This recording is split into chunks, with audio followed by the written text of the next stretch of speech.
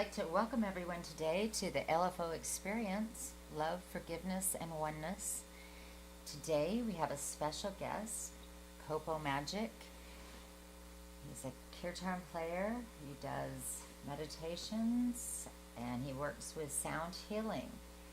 He's going to be a part of our event in Bountiful, Utah on March 22nd. I'd like to welcome you today, Kopo. How are you doing? I'm good. Thanks for having me on the show. Oh, we are so excited to have you.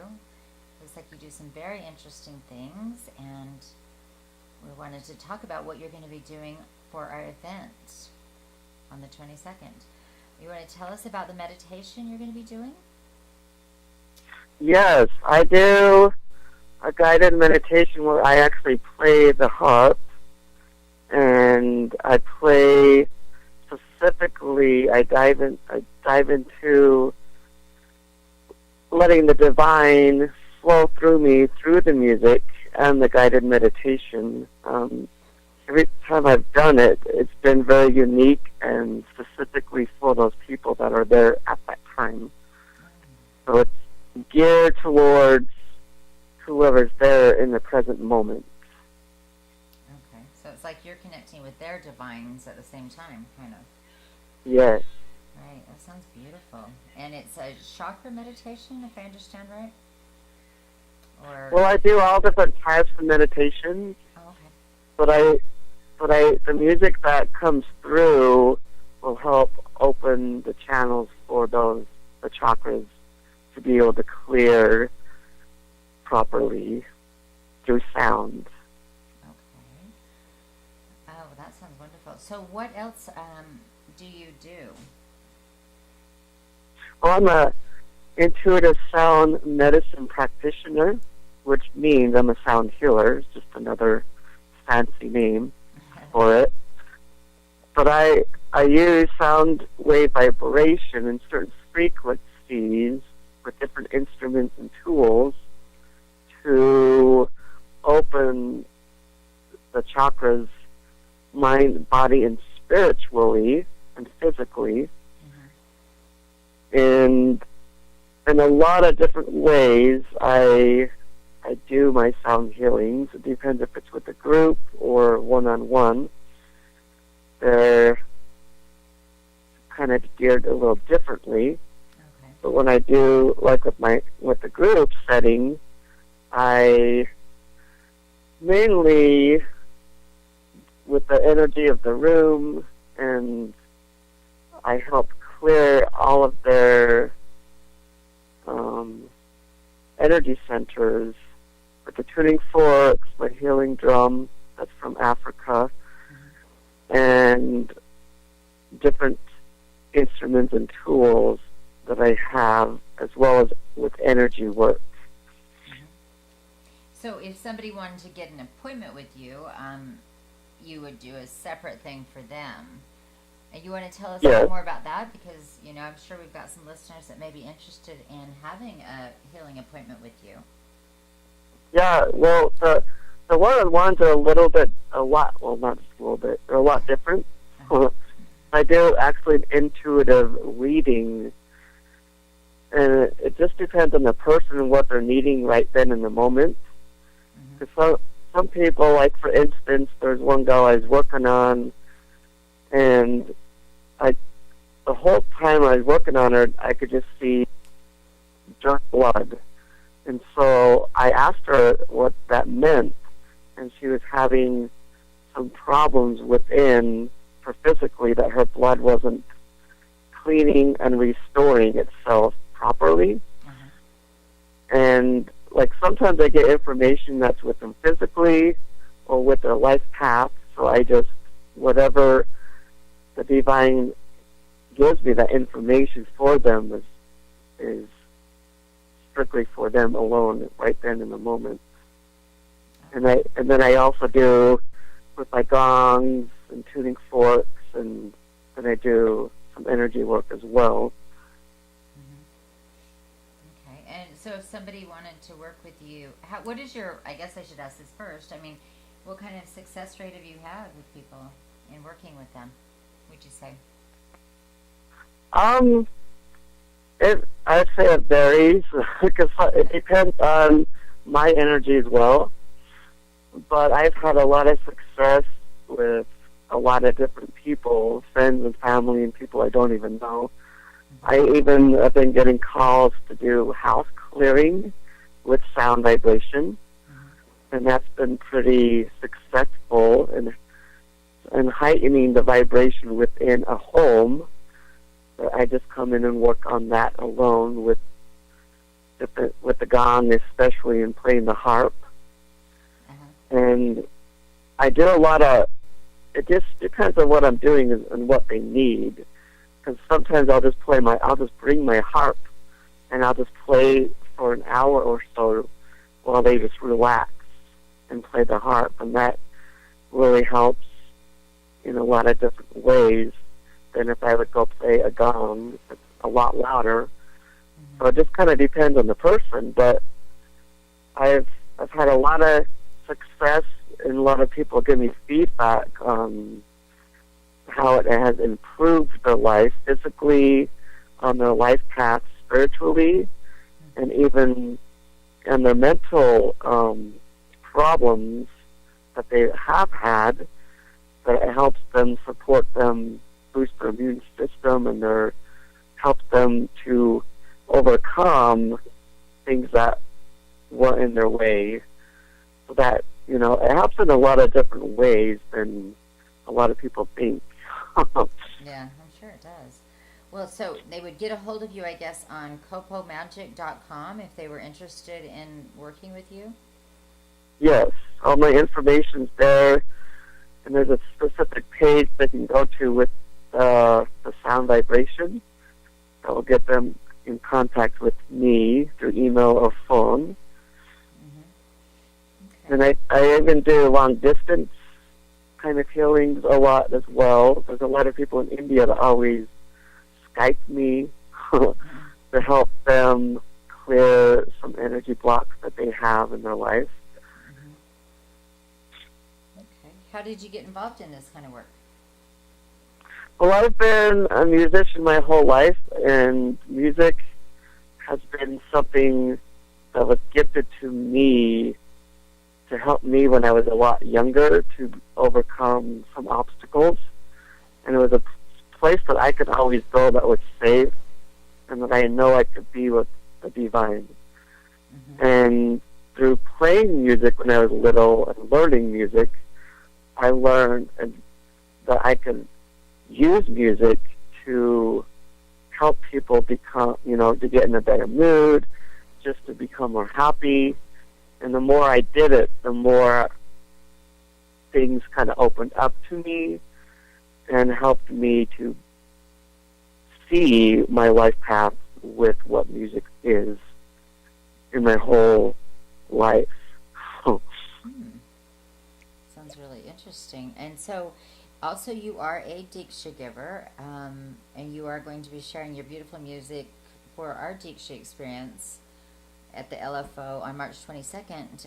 How did you get involved with Diksha?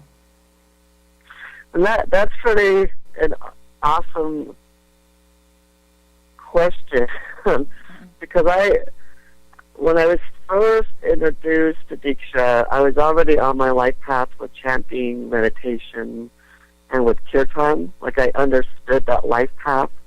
I was really drawn to it. And the first time I actually came to Diksha, I didn't really know much about it. I just had some amazing friends invite me. And my really good friend Lorraine Horsemanshaf, I've done a lot of kirtan and chanting concerts with before that. And she was there playing live music. And I was really drawn to not just what she was doing, but to the energy that was created there. And the whole first experience I had, there was this one gal that came to me to give me a blessing, and she didn't even know me before then. And she said one of my totems, which was a humongous toucan bird, she said it was screaming, and it was just taking up the whole room, and it had things to tell me. And one thing she said is I needed to dust off the shelf and get to work. Mm-hmm. And one of my album covers from one of my past albums called Amazon, what on the cover is a toucan bird. So it really hit home to me Wow. that I needed to dust that shelf off and put that music to work somehow. Mm-hmm. And she came back a second time, and she said the exact same thing. And it really hit me home even more because I was like, okay, I understand. I understand what you're saying. Mm-hmm. She actually came back a third time and told me the exact same message, that I'm in the right place at the right time, and I just needed to dust the shelf and put my music to work. And a thought came to my mind that I should ask the ladies in charge of that Diksha if I could come in 3 weeks and do live music for Diksha. Not knowing anybody there, not knowing the people in charge, I just went with the inspiration of asking them. And it was interesting because there's 3 gals standing there in front of me that I asked, and they were in silence and kind of looked at me, not even knowing that I did music or what kind of music I did. You can see that the divine worked through them, and they all anonymously said yes. So 3 weeks later, I was doing my first live music for Diksha, not really even knowing still much about Diksha. I was really drawn to do live music for it and learn a lot more about Diksha. Oh, yes. Well, that's a beautiful story. Wow. So we are honored to be having you do ours. You know, the way that I got in contact with you was through, I was looking for someone that did music and had no idea that Lori was, when I contacted her about being a presenter, that she was a Diksha giver, and then she leads us to you, which is the perfect setting for our event too. So the divine was working there to have you at our event. Yes. I feel. I mean, out of all the people that do healing and energy work, I, was led to the Diksha givers, which is beautiful, I think. Yeah. Yes. Yeah. Mm-hmm. So some people don't know maybe what kirtan is. Can you talk a little more about that for us? Yes, I'd love to.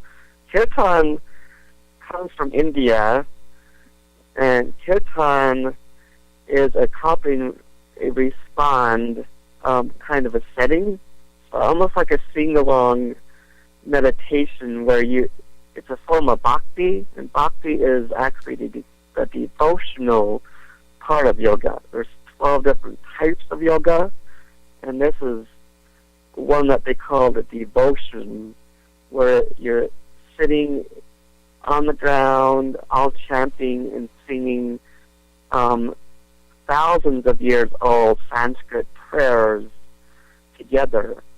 And they do it in every Hindu temple all over the world. It's very well known daily that it's in their practice, this bhakti yoga. And it's a form, of meditation. They get up and dance and celebrate. They sing and dance for hours. And I first learned about kirtan in the Spanish Fort, Krishna Temple. And the first time I was there, really, it just hit home to me. I didn't even know what they were singing, but the spirit and the way that they were singing all together with their hearts really drew me into something that was new and exciting, because my background as a Christian growing up, a lot of people didn't sing like that. They didn't have, it was just out of their hymn book with their families, and I didn't really ever see something like that until then. It really opened my eyes to a whole new spirituality in my life that really pulled me this life path. Oh, wow. wow. So that's like where you began your Yeah. life path, would you say? Well, this where I'm at right now, the spiritual life path that I'm on, it really was one big opening the next chapter of my life. So yeah. How long have you been involved in this with the kirtan and the diksha? With kirtan, I'd say it's been about 5 to 6 years Wow. that I've really been learning kirtan and being they call it a kirtani, a kirtan leader. Mm-hmm. And Diksha, I'm actually pretty new to Diksha. This is my second year as a Diksha giver. Wow. And in the oneness life. And so that's pretty, new to me still, the Diksha. Mm-hmm. Yes, it's a beautiful. Well, it's pretty new to me too, but it's like once for me that I saw it and had a blessing, then I just knew it was right for me, and I love it. Yes. I love our Diksha givers here, and our we have some wonderful oneness trainers too. I know you do in Salt Lake, and I still want to get a hold of somebody to do to come to our event. I haven't yet. Yeah. But we have some beautiful people too. I love it. There was something. Oh, and you do drum circles, I guess too. Is that part? I do. Yeah, I call them healing drum circles. Uh-huh. If they're not, there's a lot of different types of drum circles. There's ones like a community drum circle where nobody's leading it. It's just a free-for-all. Mm-hmm. And then there's ones that are more controlled where there's a leader teaching everything step by step. And I kind of do a mixture of both. And I also bring in chanting and meditation with the drum circles. And I used to go around to schools and do drum circles. I was actually hired in Utah County by a couple school districts that knew that the success in what I really did in the classroom setting. There was a couple of math classes and science classes that actually hired me to come in specifically because they were having trouble with the students and with respecting the teachers and each other in the classroom setting. And the day after I would come in, they had humongous results with how the students would see that there's a need to respect each other and respect the teacher. And just because of the drums, they have this humongous, not really reaction, but response to seeing what the drums can do with a group setting. And just being a part of drumming, it really makes you look at life a little differently just by experiencing the drumming. It's pretty amazing. You wouldn't ever think that drumming could change your perspective just within a couple hours, but it really opens people's eyes once they experience what happens on a healing drum circle. We have a drum circle here that I've been to where they do the same thing out on the dry lake bed. And they do it the second Saturday of the month, and tonight is actually the first one because of winter. And what I think about that is it's like this, we get connected in the spirit of the group, and you experience the wholeness, the oneness there, and it's just so beautiful. The one here is gorgeous too.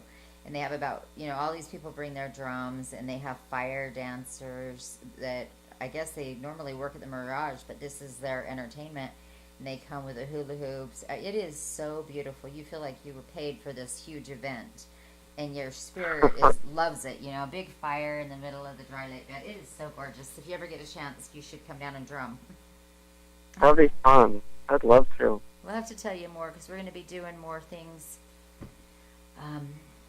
You know, we want to bring in more people that want to come down with the LFO experience that we meet and the Diksha and, you know, just so to create more of the oneness, connect more people in this community. Yeah. You know? So, but we're really excited to have you. What was I going to ask you? Okay, so you've got our information for the event out there, so people can know and come see you. You put our Yes. Okay. Yep. And so for everyone that wants to know, we're doing the full day event for the LFO experience, and we need people to get registered that really want to be a part of this, so we know how many people are going to be there. It is $95, but you have a whole list of healers that are going to be there, and some amazing things are going to take place, and we want to build this LFO experience so we can start grounding this energy in, you know, around the world with different healers and bringing the oneness together from all different places. And that is the goal of the LFO. So we can bring love, forgiveness, and oneness and do our part in raising the vibration of the planet. You know? I love it. Yeah, and that's what we want to do together and meet new people, and we're so blessed that we have met you. Anyway, I have to close now and say thank you for being here today. And we're going to go ahead and we're going to show Kopo's video, Light the Fire Within. And you can see that on our station here at LFO Experience. Thank you so much, Kopo. We will be talking to you, and we will be seeing you soon in Bountiful, Utah. And you have a great day. Sounds good. All right. Thanks so much. We'll see you soon. Thank you. Namaste. Namaste. Bye-bye.